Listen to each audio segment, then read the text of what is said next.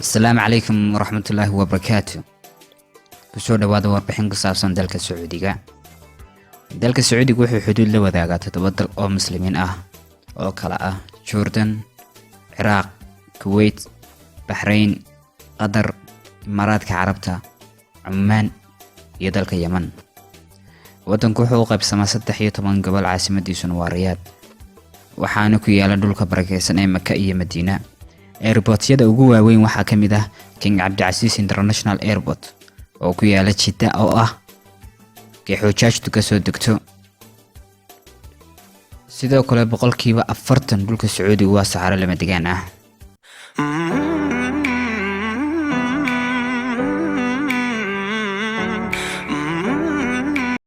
luqadda koobaad ee dalka Sacuudiga waa Carabiga, talabaadna waa English.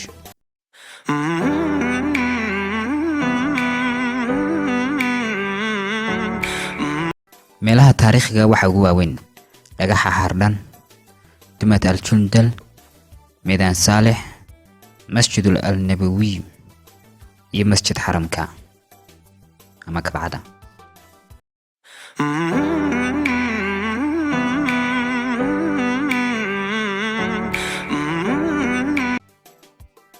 Sacuudigu waa wadanka ugu badan ee shidaalka soo saara, waa wadanka koobaad.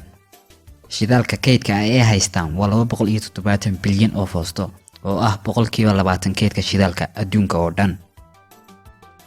waxaanay soo saaraan 11 milyan oo foosto maalintii.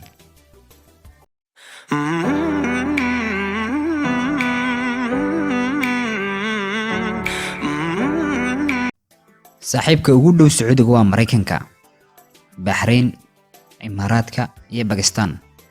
sidoo kale wadanka Australia waa saaxiibo ganacsi fiican leh oo uu ka dhaxeeyo.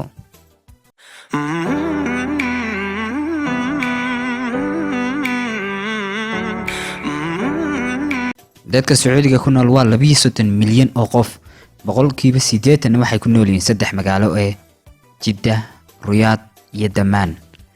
waxaana isticmaalaan lacagta Sacuudi Riyaal, waxaana baabuurta ka wadaan dhinaca midigta.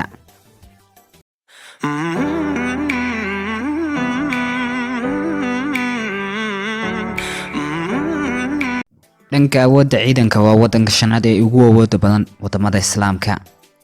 adduunkana waa wadanka 24aad.